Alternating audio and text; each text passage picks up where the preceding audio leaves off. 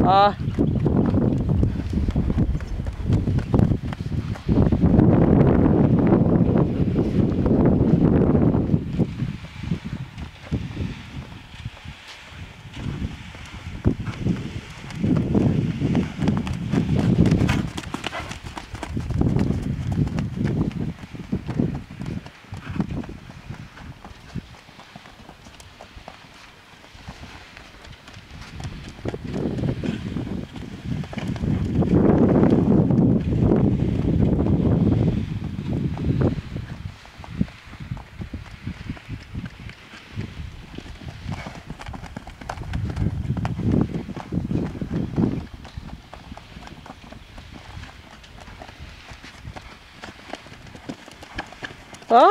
Och ta ner den i tempo och ner i skritt efter ett tag.